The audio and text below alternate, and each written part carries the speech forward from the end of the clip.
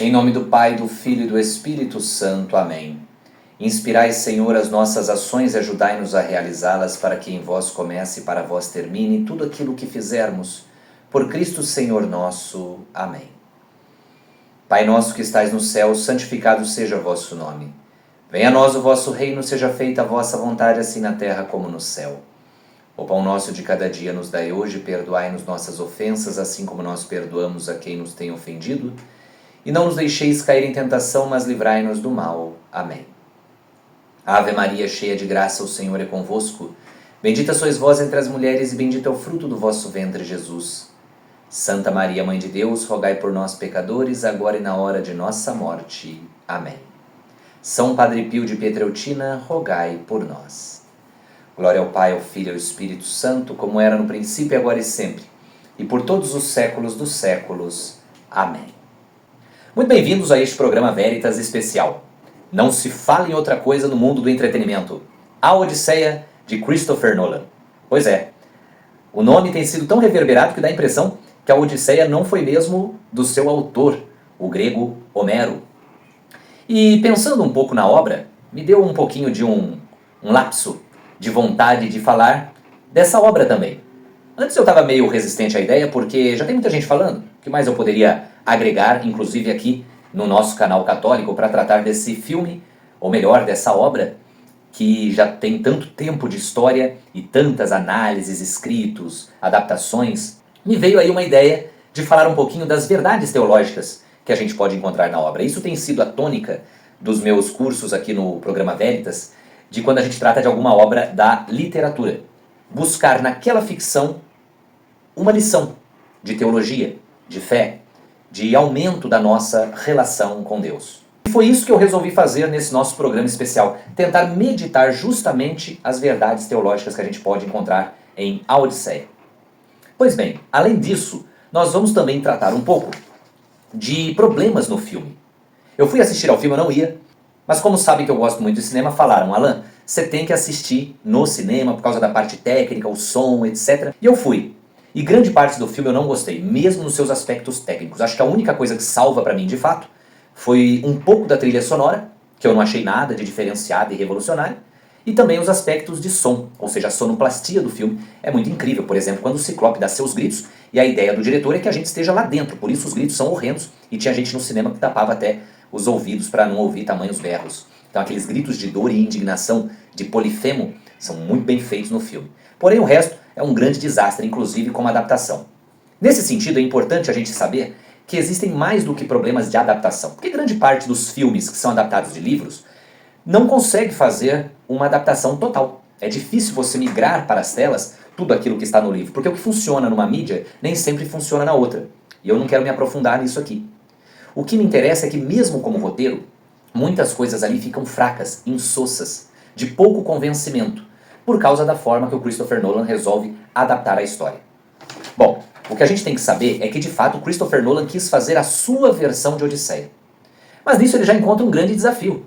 Um desafio, inclusive, muito petulante, muito prepotente, querer fazer uma versão sua de uma obra que já é muito redondinha, muito conhecida. Talvez por isso tenha frustrado tantas pessoas. Muitos imaginaram que Christopher Nolan faria uma versão live action daquilo que a gente queria ver, o que está no original, e não uma versão da sua cabeça infinitamente inferior aos acontecimentos do livro de Homero. Pois bem, vamos tratar então das verdades teológicas da Odisseia e também fazer as nossas críticas ao filme. Por que será que ele fracassa miseravelmente ao tentar adaptar o clássico grego? Para começar, a história de Odisseia é uma história que talvez nem tenha sido escrita pelo mesmo Homero da Ilíada. Existe um debate entre historiadores e filólogos de que talvez não se tratasse de um mesmo poeta escrevendo, mas de poetas diferentes que acabaram adotando o mesmo nome. Estilos de linguagem seriam muito diferentes entre Ilíada e Odisseia.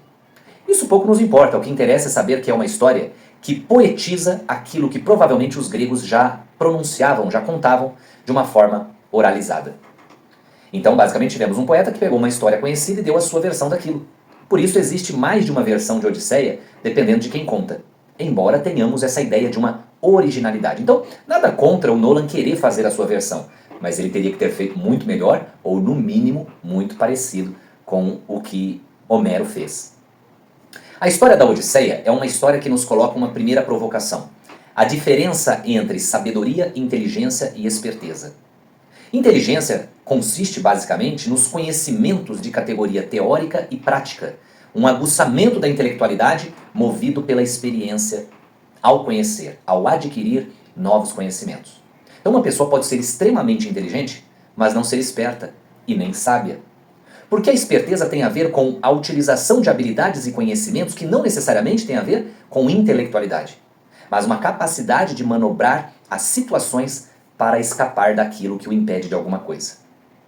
Já a sabedoria vai para uma esfera quase metafísica. A sabedoria consiste em você ter não necessariamente conhecimentos ou espertezas, mas uma capacidade de tomar decisões e de argumentar de uma forma que vise a uma outra virtude, que é a justiça. O bem aconselhar, o bem falar e até mesmo o bem silenciar fazem parte de um homem sábio, que não necessariamente detém um elevado grau de inteligência ou de esperteza. Nesse caso, podemos dizer que no começo da sua jornada, Odisseu possui muita inteligência, especialmente no campo militar e náutico, e muita esperteza. Por isso, Odisseu é um cara muito esperto, mas não é um homem sábio. É por isso, talvez, que a deusa que o ama, que gosta dele, Atena, permita que ele passe por tantas e tantas dificuldades. Porque é através dessas dificuldades que ele pode se tornar um homem sábio e um rei melhor, um pai melhor, um marido melhor, um comandante melhor. O livro começa logo após o fim da Guerra de Troia. Odisseu deu a famosa ideia do cavalo de Troia para infiltrar as muralhas impenetráveis da cidade troiana. E com isso, acabou se tornando basicamente o herói de destaque, posto que o grande combatente Aquiles morre dentro de Troia, e ele fica vivo junto a muitos outros comandantes, inclusive os reis Menelau e Agamenon. Quando ele sai de lá e a guerra está finda, Odisseu resolve fazer uma grande provocação em grandes brados, gritando para o mar, e para os ares, e para o céu, e para todos que quisessem ouvir, que ele era o responsável pela vitória dos gregos. Poseidon, porém, aparece para ele e se comunica com ele e diz: Odisseu, você está se esquecendo de uma coisa. Quando o cavalo vinha, um vidente troiano ia contar o seu plano. Eu, que estava do lado dos gregos, mandei uma serpente marinha devorá-lo. Se eu não interviesse, você teria perdido seu estratagema. E Odisseu o confronta. Então veja que é uma história sobre o orgulho e a derrocada que vem do orgulho, bem como uma jornada sobre a aquisição da sabedoria. O Odisseu de Christopher Nolan não tem isso. Ele é muito orgulhoso, ele é muito prepotente. Porém, o que ele tenta fazer é reverter os problemas gerados por arrependimento, não por aquisição de sabedoria. O Odisseu, ao fim da Odisseia de Nolan, não é mais sábio. Ele é um homem arrependido, derrotado. Coisa que o original não tinha. Então, a história da Odisseia, que aí a gente sabe que ele vai passar uma série de percalços até voltar para sua terra, é uma história que tinha dois efeitos morais para os gregos. Primeiro, que era a tônica de muitas histórias gregas. Não dá para desafiar os deuses. O que eles profetizarem ou proclamarem, a chance de acontecer é 99%. Só um outro deus pode atrapalhar os planos que foram prescritos por um deus. Por outro lado, a história da queda do orgulhoso e da busca da sabedoria, que não aparecem no filme. Essa queda do orgulhoso, essa queda de Odisseu, lá no final, era simbolizada por duas versões de final. Em uma delas, em uma das versões, Odisseu acaba vencendo os pretendentes de Penélope, e esses parentes dos pretendentes resolvem se vingar. A deusa Atena interfere e promove a paz em Ítaca, e Odisseu se torna, então, novamente o rei, né? Se restabelece no trono. Em outra versão, Odisseu tem que pegar toda a sua família e fugir dali, porque os pretendentes queriam matá-lo. Mas na obra original, Atena intervém e ele fica no trono. A paz precisa de uma atitude divina dos céus ou do Olimpo para poder acalmar os ânimos da ilha. Porém, nada poderia trazer de volta os muitos anos que Odisseu passou fora e os sofrimentos que a sua família teve por causa de seu orgulho. Porque se ele não fosse orgulhoso, sua esposa teria ficado bem e protegida e não passado anos com medo como ela ficou. Seu filho não teria sofrido tantas ameaças de morte e perigos como sofreu. Então, o orgulhoso E isso é uma coisa que a gente está trabalhando no vindouro curso aí, que já saiu o trailer, A Verdade do Silmarillion. O orgulhoso, ele prejudica não só a si mesmo, mas também aqueles que lhes são caros. Bom, quando a gente fala aí do original, nós temos aí um primeiro momento que é esse com Poseidon, e depois nós temos um momento em que Odisseu, ou Ulisses, se você quiser usar o nome da tradição romana, enfrenta um outro perigo muito interessante, né? Que é o Ciclope. Ciclope que se chama Polifemo e que se comunica com os gregos ali presentes dentro da sua caverna. Diferente da obra do Nolan, aonde o Ciclope não fala nada. Aonde o Ciclope parece uma besta que não se comunica só depois que ele fala alguma coisa. E perdeu-se a oportunidade de usar o grande momento de esperteza clássico aqui da obra, que é quando Odisseu, ao ser perguntado por Polifemo qual o seu nome, ele diz: "Eu sou ninguém". E ao cegar Polifemo para que ele abrisse a pedra e permitisse que os gregos saíssem dali da caverna, ele gritava para os irmãos, havia vários ciclopes na ilha, filhos de Poseidon. E os outros irmãos gritavam: "Mas quem é que te feriu?" E aí ele dizia: "Ninguém me feriu." Isso fez com que os irmãos ignorassem sua situação, achando que ele estava falando besteira. Mas era uma brincadeira, um trocadilho da linguística grega, que também virava uma situação de humor na obra. E corroborava a esperteza de Odisseu. Uma esperteza que, como eu disse, não era sábia, pois quando os gregos voltam para os seus navios, Odisseu começa de longe a gritar para o Ciclope, dizendo que ele era Odisseu e que ele tinha causado aquele mal ao Ciclope. De tal forma que isso aumentou o ódio de Poseidon, pois Polifemo era filho de Poseidon. E mesmo gerava um risco imediato, porque Polifemo arremessou pedras que quase esmagaram os barcos. Então ele estava cego, mas não estava surdo e sabia a direção aproximada dos barcos. Isso quase levou à morte também de Odisseu e de seus companheiros. Novamente, a esperteza do orgulhoso que quase mata o indivíduo e o seu grupo.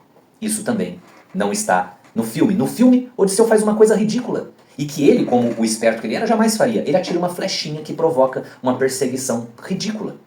Um homem inteligente no militarismo e esperto como Odisseu não faria aquilo, mas o orgulhoso Odisseu faria uma provocação. Veja como nem o roteiro do Christopher Nolan é capaz de ter uma inteligência em cenas tão simples de adaptar como essa. Depois, nós temos uma passagem no livro que também não está no filme, porque o filme suprimiu a presença dos deuses. A deusa Atena que está ali é uma figura do inconsciente de Odisseu, mediante uma menina que ele viu morrer em Troia. Por isso que a versão deles de Atena tem a cara da Zendaya. Tem uma cena que não está ali também, que é a cena com Éolus, o deus do vento. Daí o nome eólico ligado aos ventos. Éolus gosta de Odisseu. E para que o barco dele e os barcos dos companheiros vão direto a Ítaca, Éolus prende um dos ventos em um grande saco de couro e entrega a Odisseu falando: "Olha, só em certo momento você abre esse saco, porque se você abrir antes, aqueles ventos vão voltar e vão te levar para longe da tua ilha." E no barco, ele anda com aquele saco pesado para lá e para cá. E os companheiros dele, não sabendo o que é, pensam ser um saco de tesouros. E acabam, enquanto ele dormia, trocando o saco por um outro aparato e abrem, jogando um vento fortíssimo sobre os navios. É esse vento fortíssimo que os leva para a ilha de Circe, a ilha da feiticeira. Mas mesmo esse momento já mostra duas outras lições para nós. Odisseu é o líder que não se comunica. A liderança que não sabe se comunicar e esclarecer a verdade gera o efeito maligno dos companheiros, que é o quê? Ganância ou paranoia. Ganância que pode ser pelos bens materiais ou pelo cargo da liderança, ou a paranoia de que o líder esteja escondendo algo e não fazendo um bom trabalho. Então olha quantas lições Christopher Nolan deixou de dar ao fazer uma adaptação tão ridícula quanto a dele. E a coisa continua. A ilha de Circe deveria ser uma ilha cujo palácio, o Palácio da Feiticeira, é um palácio magnífico, soberbo. Circe é linda, é belíssima. E justamente o que ela representa na obra? Ela representa a tentação, a sedução, a luxúria. Veja que primeiro ela seduz os homens de Odisseu, que bebem da sua poção e acabam virando animais. Como eles estavam brigados com Odisseu, Odisseu então, depois que ele vai para lá, o deus Hermes dá o alerta para ele de que a deusa Circe ia tentar enfeitiçá-lo. Eles criam um plano, ele consegue seduzi-la, mas Odisseu não vence Circe, ela é que vence. Porque depois de uns dias que ele fica com ela, na espera de ela contar aonde seria, o rumo para sua casa, ela diz a ele: "Aqui dentro o tempo passa diferente. Lá fora já se passaram meses, foi-se um ano. E ali ele já percebe que perdeu muito tempo. Enquanto ele está sofrendo ali, a família dele está sofrendo lá em Ítaca, porque todos os gregos já voltaram para suas casas. Se Odisseu não voltou, é porque morreu. Então começam aqueles pretendentes quererem tomar a rainha Penélope para poder tomar o poder em Ítaca. A Circe do filme de Nolan, primeiro, é uma atriz que não é bonita. Ela não tem um palácio, ela tem um casebre em ruínas. Ela é uma mulher que morre de medo dos homens. Circe, no original, não tinha medo dos homens. Ela cantava muita vantagem sobre eles. E essa morre de medo dos homens, porque os homens não prestam. Eles virão aqui para me violentar. E aí, quando Odisseu percebe que essa mulher é do mal, não sei como ele percebe, isso não é bem explicado no filme. Ficou lá uma relação rápida entre ele ter matado um animal que virou gente, depois ele associa um pouco aos porcos, mas uma associação muito mal feita. Aí vem a pior, a coisa mais ridícula do filme.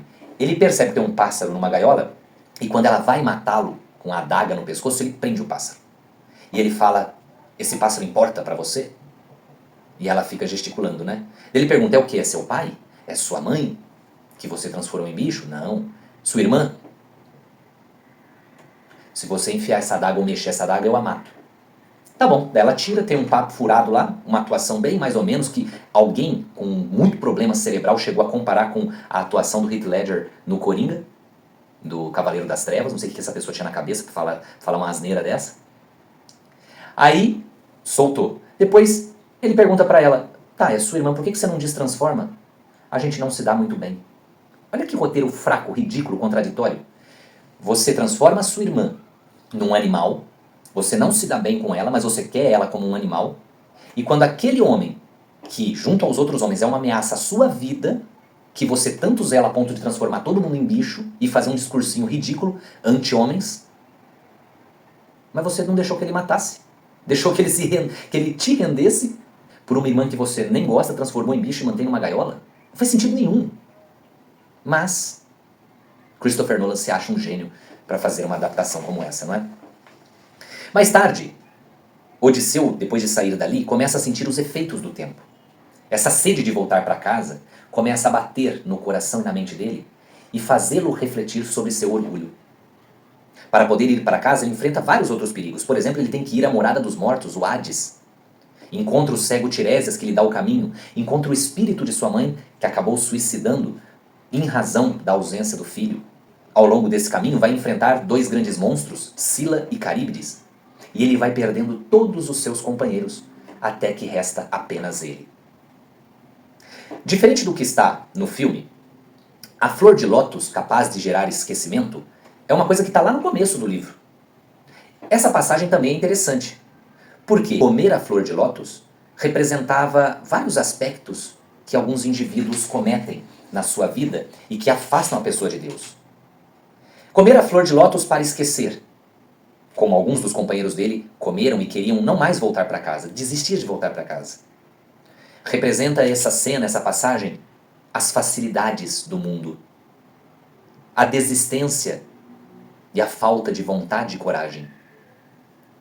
O falso recomeço, como tantas pessoas que abandonam suas famílias ou abandonam a si mesmas, querendo recomeçar, percebendo que o recomeço não se dá com uma nova identidade, e sim com assumir a sua identidade, transformando o que há de mal em bom e aperfeiçoando aquilo que já tem de bom. Então a flor de lótus representa isso. E o Nolan facilita no roteiro, misturando a flor de lótus com a estadia com Calypso. Mas antes de chegar a Calypso, a cena das sereias, essa cena é boa no filme, já demonstra um Odisseu um pouco mais precavido. Repare que ele tem muita vontade de ouvir o canto da sereia, o canto capaz de matar os homens, porque eles se jogavam na água e se afogavam. Mas ele já não é capaz de fazer coisas que ele fez antes, de desafiar de peito aberto. Ele pede que seja amarrado, enquanto seus marinheiros e soldados enchem o ouvido de cera. A cena no filme é boa, mas também nos traz essa lição. É a percepção de que Odisseu está ficando mais sábio, mais precavido, mais prevenido e menos afeito aos desvarios que ele tinha. E o encontro com Calypso, com quem ele fica 7 anos, porque ele não consegue encontrar materiais para fazer um barco e sair dali, também nos apresentam uma dualidade. Nós temos aqui a tentação que ela oferece. Calypso é linda, belíssima. Talvez muito mais do que a sua Penélope, a sua esposa, que está esperando lá em Ítaca.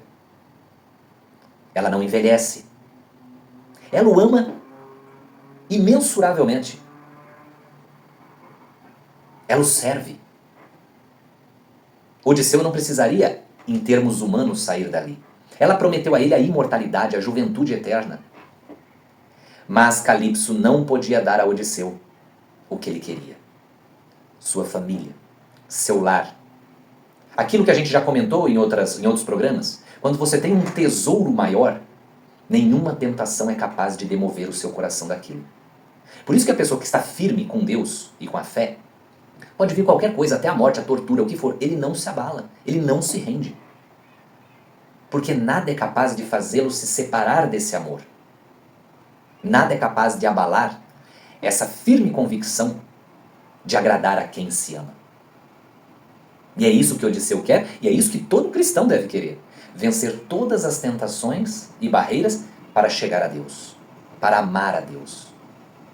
Muitos cristãos começam seu caminho por medo do inferno ou por vontade de ir para o céu. Mas quando ela realmente está convicta nisso, ela vai se aprofundando na teologia e qual é o resultado? O que ela encontra por fim? Mais do que uma vontade de ir para o céu, mais do que uma vontade de não ir para o inferno, ela encontra uma vontade cheia de sede, de fome, de amar a Deus. É por isso que Jesus fala para a mulher no poço que ele é a fonte de água, a verdadeira água. A água para aquela sede do ser humano que vive em busca da felicidade. E então, só quando ela encontra Deus é que ela encontra esse poço cheio de água que leva à felicidade, que leva à completude. Só Jesus pode saciar. Por isso ele se torna o maior tesouro de um autêntico cristão. Então veja quantas lições que eu não estou aprofundando aqui, mas que eu queria só mencionar mesmo, que uma obra clássica e bonita, cheia de moralidades interessantes como essa, pode oferecer para nós. A boa literatura também pode oferecer santidade, mesmo sem falar uma vírgula relacionada à Bíblia, à igreja. Porque ela é capaz de propor situações de aprendizado moral. E esse aprendizado moral, ligado com o aprendizado cristão, pode nos ajudar a obter virtudes. É isso que o Nolan não entendeu, ou entendendo quis atacar. A sua versão tenta atacar toda a tradição. Seja a tradição literária, a tradição greco-romana, inclusive filosófica, e a tradição cristã. Perceba ele ou não isso. Primeiro confronta a tradição ao querer fazer uma versão de Odisseia, tentando superar um mito que já tem sucesso há 3.000 anos. Também ataca o conceito de beleza. Veja, uma das coisas interessantes é que o filme tem atrizes bonitas sim, mas Helena de Troia era considerada a mulher mais bonita do mundo. Ele escolhe uma atriz chamada Lupita Nyong'o para fazer Helena, assim como a irmã dela, a esposa de outro rei. Porém, veja, mesmo que a gente quisesse fazer uma versão com personagens multiétnicos como ele faz, não dá para dizer nem de longe que Lupita Nyong'o é a mulher negra mais bonita em Hollywood. Tem outras muito mais bonitas.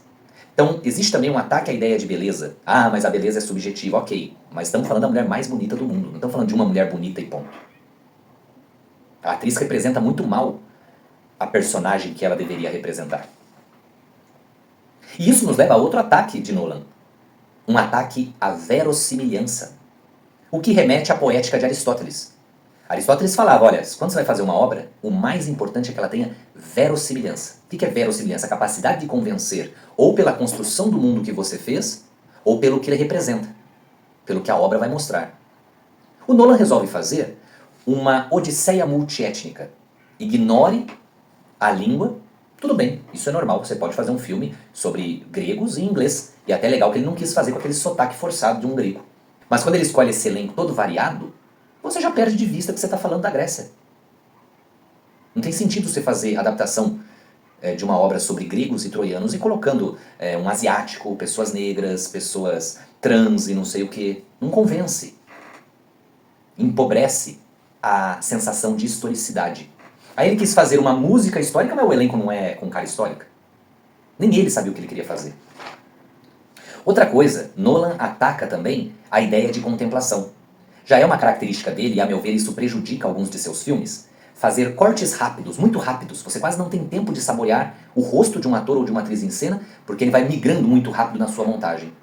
Mas a Odisseia é uma obra para ser contemplada, e você não tem tempo de saborear nem os cenários, nem os acontecimentos e nem as atuações. Ele empobrece, inclusive, a teatralidade, e as falas são tão ruins que você percebe um esforço homérico do elenco para fazer um convencimento em relação àquelas falas que eles estão proferindo. É canastrão, é piegas, é tosco esse roteiro. A figura das mulheres também é muito rebaixada. As mulheres são toscas, superficiais. Penélope, que é uma rainha elegante, austera, decente, que encontra em seu filho um grande aliado para resistir aos pretendentes, se torna aqui uma mulher agressiva, egoísta, quase histérica, quase uma inimiga de seu filho. Além dos pretendentes que já odeiam Telêmaco, ela parece odiar também, como se ele fosse um problema para ela resolver. Sem contar a Circe, que acabou enfeiada e desprovida do seu charme. Calypso, que parece uma mulher bobona que só quer fazer de tudo para prender o marido como uma novela qualquer. O próprio Telêmaco também é rebaixado, como todos os homens. Os homens do filme são ou maridos agressivos, ou saqueadores, abusadores, ou viciados em guerra, ou fracos, ou querem poder a todo custo. Os homens não prestam, essa é a tônica do filme. Só que as mulheres ali também não são grande coisa. Ele não soube o que fazer, nem mesmo com essa militância escancarada que ele quis fazer através desse filme. Nolan ataca a tradição ao atacar os mitos. Então, tirando, né, os deuses todos. E por fim, ele acaba fazendo, na verdade, mais um filme onde ele quer tratar do arrependimento humano. Tem sido aí um ponto forte dos filmes dele, essa ideia de que o homem causa uma desgraça e depois tenta se refazer dessa desgraça, ou compensar essa desgraça.